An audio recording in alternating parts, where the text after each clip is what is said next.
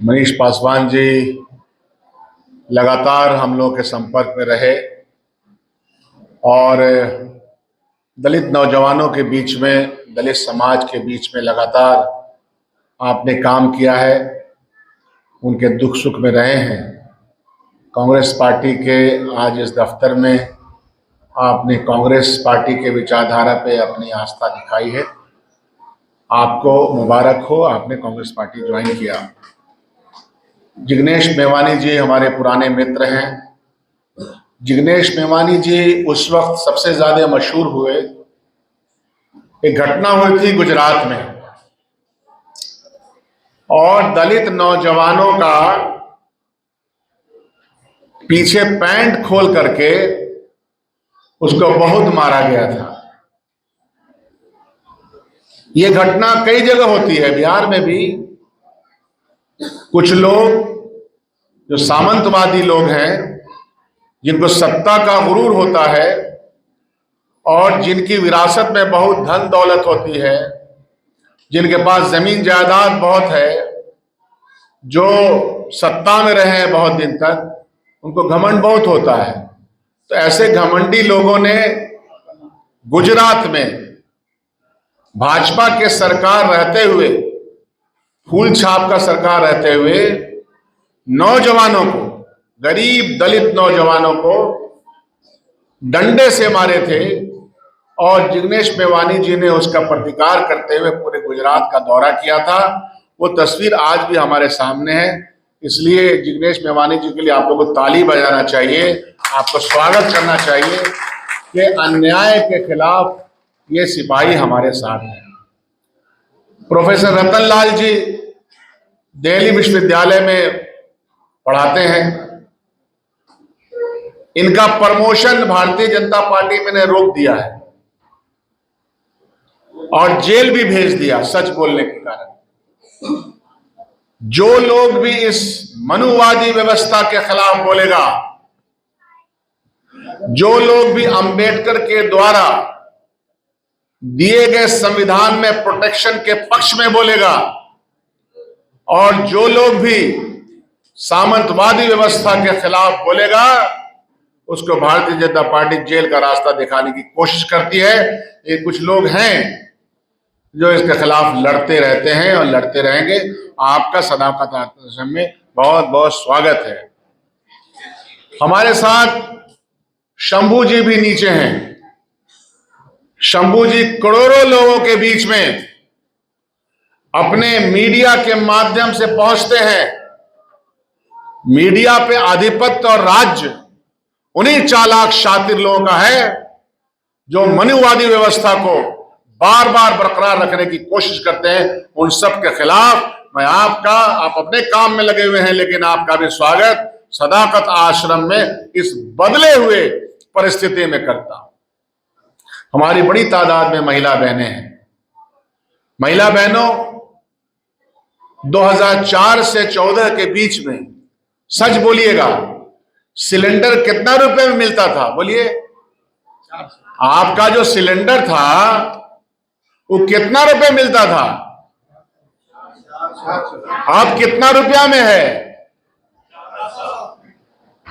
तो ये कौन किया 1400? बोलिए। मोदी किया, वही फूल छाप वाला आकर के गांव घर में चुनाव के जमाने में तरह तरह का झूठ बोलता है, वही किया ना। आपका डीजल पेट्रोल कितना रुपया था 4 से 14 के बीच में? 55 रुपया, 56 रुपया। आज कितना रुपया है डीजल? 100 रुपए के पार। आप जब ट्रेन में चलती थी तो भाड़ा कम था, आज भाड़ा बढ़ गया।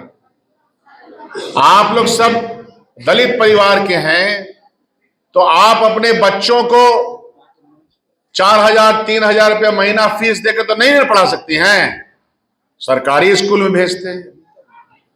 तो सरकारी स्कूल की व्यवस्था कमजोर हो गई, सरकारी स्कूल कमजोर कर दिए गए। और खासतौर पे मैं मानता हूं कि 1990 के बाद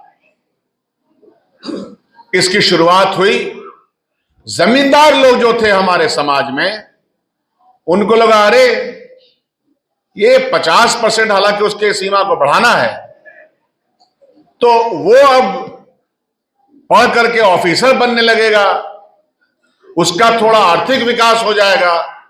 तो ये बर्दाश्त नहीं हुआ। जमींदार लोगों के पास पैसे थे, उन्होंने हॉस्पिटल, स्कूल सब प्राइवेट बनाना शुरू किया और सरकारी व्यवस्था में मिलजुल करके उसको ध्वस्त करने का प्रयास किया। अब आहिस्ते आहिस्ते फिर क्या हुआ, जहां सरकारी नौकरी मिलती थी, दलित वर्गों को रिजर्वेशन के आधार पर आपको घर का आवंटन हो या नौकरी हो, रेलवे की नौकरी हो, जहाज की नौकरी हो, बैंक की नौकरी हो, नौरत्न हमारे यहां हुआ करते थे, सरकारी तंत्र, सबको प्राइवेट हाथों से बेच दिया गया। तो मैं तो कहता हूं चिराग पासवान और मांझी से कि अगर है हिम्मत और अपने समाज में चाहते हो कि थोड़ी सी इज्जत मिले, तो अंबानी अडानी के यहां 22.5% दलित समाज का रिजर्वेशन करवा लो। हिम्मत है। लाखों लाख लोग ये प्राइवेट संस्था में काम करते हैं, लेकिन वहां आपके आरक्षण की कोई व्यवस्था नहीं है। तो कहां पढ़ेगा बच्चा आपका, कहां पे जाएगी नौकरी, कहां मिलेगी? इन सब के खिलाफ, इन सब के विरोध में पूरे देश में सही माने में राहुल गांधी जी ने आवाज उठाई। उनकी आवाज बहुत लोगों को अच्छी नहीं लगती, हम जानते हैं। बहुत ऐसे लोग हैं मनुवादी व्यवस्था में विश्वास करने वाले, चारों तरफ घूमते फिरते कीड़े की तरह हमको नजर आते हैं, मैं जानता हूं। उनको राहुल गांधी जी की आवाज पसंद नहीं है, क्योंकि वो क्या कहते हैं, जातीय जनगणना, जनगणना होगा, किसकी आबादी कितनी है, उस आबादी की आर्थिक स्थिति कितनी है, उस आबादी की शैक्षणिक स्थिति कैसी है, उस आबादी की जो और दूसरी हैसियतें हैं वो कैसी है, नौकरी की हैसियत कैसी है, कहां रहता है। 3 धूर जमीन, 3 धूर जमीन का बिहार सरकार वादा करती है, हम लोग एमएलए हैं, 3 धूर जमीन देने में भी इनकी नानी मरती है। मौजूदा सरकार बिहार और देश की इस हालत में पहुंचाया है। हम लोग विधानसभा में लड़ते हैं इस बात को लेकर। 3 धूर जमीन नहीं है, सड़क किनारे बसा हुआ हमारा ये मजदूर तबका, और जब देखिए तो बुलडोजर लेकर के शहर की सफाई के मामले में ये लोग निकलते हैं कि नहीं निकलते हैं। गुजरात में भी मैं पिछले दिनों गया था, जिग्नेश भाई, 2 फरवरी की रात थी जब हमारे घर में 3 को हादसा हुआ था। 2 फरवरी की रात में गुजरात के उन इलाकों में गया जो दलितों का था। मैं वहां के कार्यकर्ताओं के साथ 12 बजे रात में गुजरात में भी शहर की सफाई के लिए जो जमीनें बसने के लिए जवाहरलाल नेहरू ने दी थी, उस पर बुलडोजर चले। मैंने 2 फरवरी की रात में देखी। हर जगह भारतीय जनता पार्टी गरीबों को उजाड़ना चाहती है। इसके खिलाफ इसका प्रतिकार करना है। एक और समाज है, वो है मुसलमान का समाज। मैं अकलियत नहीं बोलता, घुमा फिरा के कोई बात नहीं करता। मुसलमान समाज के ऊपर जहां देखिए लोग कहते हैं धर्म देख करके गोली मारा, ट्रेन के अंदर मारा कि नहीं मारा, आपको याद है कि नहीं? ट्रेन के अंदर गोली मारी गई। इसी नवादा में आर्टिकल 15 फिल्म देखने के लिए एक दलित 2 बच्चों के ऊपर जिस तरह से प्रहार हुआ कि नहीं हुआ? दलित एट्रोसिटीज पूरे बिहार में सैकड़ों की तादाद में है कि नहीं है? बिहार की मौजूदा सरकार के नाक के नीचे दलित एट्रोसिटीज केस बढ़े हैं कि नहीं बढ़े हैं? तो कौन बोलेगा इसके ऊपर? कौन इसका प्रतिकार करेगा? तो अब समय बदल गया है, बदलाव का समय है। और तादाद का जहां तक सवाल है, 20% दलित है बिहार में, जिसकी उतने ही वोट की कीमत है जितना किसी राजा महाराजा जमींदार का है। यही ताकत है आपकी जो बाबा साहब भीमराव अम्बेडकर ने आपको दिया। इस ताकत का इस्तेमाल करके मनुवादी व्यवस्था को हमको बदलने का प्रयास करना, और राहुल गांधी जी यही चाहते हैं। 20% आप हैं और 20% मजलूम हम हैं, तो कहानी बदल जाएगी, कहानी बदल सकती है।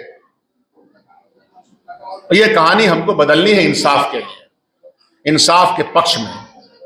इस आइन के अंदर दिए गए प्रोटेक्शन का कोई भी उल्लंघन करेगा, जैसा कि अभी वक्फ बिल के मामले में हुआ, दान किया हुआ जमीन हमारे पूर्वजों ने, हमारे बाप दादाओं ने हमको दिया कि इन जमीनों से, इन दान की जमीनों से, जैसे कि हर धर्म में दान होता है, हमारे धर्म वालों ने, बड़ों ने दान दिया, उस दान की जमीन पर कब्जा पार्लियामेंट के अंदर नंबर की बुनियाद में तो ये कर सकते हैं, लेकिन अगर ये दो मजलूम कम्युनिटी मिल जाए तो बिहार के किसी जमीन पर इनका हम कब्जा नहीं होने देंगे, चाहे इसके लिए कुछ भी हो जाए। सवाल यह है कि कब्जा करना चाहते हैं हमारी जमीनों पर।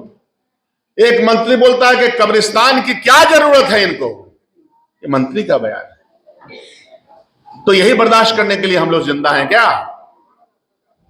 कहानी वहां पे है। आज मुझे खुशी है कि राहुल गांधी जी ने साफ लफ्जों में ये बात कही है, आबादी के तनासुब से जुल्म और ज्यादती किसी भी कौम पे होता है, उसके खिलाफ लड़ने का प्रण कांग्रेस पार्टी और उसके योद्धाओं की जिम्मेदारी है। जो अपनी इस जिम्मेदारी से खुद को अलग रखेंगे वो अलग हो जाएंगे, जो इस जिम्मेदारी में खुद को शामिल रखेंगे और इंसाफ की लड़ाई लड़ेंगे वो साथ रहेंगे, और फिर मेहनत करेंगे तो सत्ता भी आएगी, और सत्ता आएगी तो फिर हम इंसाफ भी करेंगे। दलित समाज के बहुत सारे लोग यहां पे हैं। मैं अभी एक आंकड़ा ले रहा था, हमारे मांझी समाज, उस समाज में 2000 भी लोग ग्रेजुएट नहीं है, 67 लाख 65 लाख की आबादी है। इतनी इतनी बड़ी आबादी के लोग किस व्यवस्था से वंचित कर दिए गए? किन्होंने इनको वंचित किया? किस समाज ने इनको वंचित किया? मैं जानता हूं, मैं गांव का आदमी हूं। स्कूल में स्कूल खोले गए, एक तो खुलते नहीं थे, कांग्रेस पार्टी के जमाने में स्कूल और ये हॉस्टल्स खुले, लेकिन उसके बाद भी प्रताड़ना होती है। अंबेडकर हॉस्टल में गया था, अंबेडकर हॉस्टल में दलितों के ऊपर अत्याचार करने वाले कौन लोग हैं? आप लोग को साफ खुल के बोलना चाहिए। वो कौन जाति के लोग हैं जो अंबेडकर हॉस्टल के दलित छात्रों पर अन्याय करते हैं, उनको उनका रास्ता रोकते हैं? लड़ाई वहां है, लड़ाई लड़ी जाएगी। आज हालात क्या है? 1000 रुपया वो भी इतने महीनों सालों से नहीं मिलता दलित समाज के नौजवानों को। माइनॉरिटी हॉस्टल, मुसलमानों के लिए हॉस्टल बनाए गए, तो स्कीम लागू कर देना, नाफिज कर देना और उसको अमल में लाना। तो इसीलिए चारों तरफ से हम लोग का प्रयास है कि खासतौर पर ये दो समाज और इंसाफ में यकीन रखने वाला कोई भी व्यक्ति, चाहे वो किसी वर्ग का है, वो हमारे इंसाफ के साथ है तो हमारे साथ है, और इंसाफ में अड़ंगा लगाता है तो हमारे साथ नहीं। बहुत सारे लोग मैं जानता हूं इंसाफ की लड़ाई में अड़ंगा भी लगाते हैं, लोग गिटिर पिटिर करते हैं, गिरगिट की तरह का रंग बदलते हैं। ऐसे लोगों के साथ कोई साबका नहीं हो सकता। मैं अपनी बात कह चुका, महिला बहनों से भी कह चुका। आपके सिलेंडर की कीमत हो, रोजमर्रा जो आप रोजाना जो खरीदती हैं बच्चों को पालने के लिए, उसकी महंगाई के खिलाफ और अन्याय के खिलाफ आपको और हमको मिलकर के ये लड़ाई लड़नी ही पड़ेगी। मैं मनीष पासवान जी को मुबारकबाद देता हूं कि अभी ये 4-5 महीने में ये सरकार, मौजूदा सरकार बदली जा सकती है।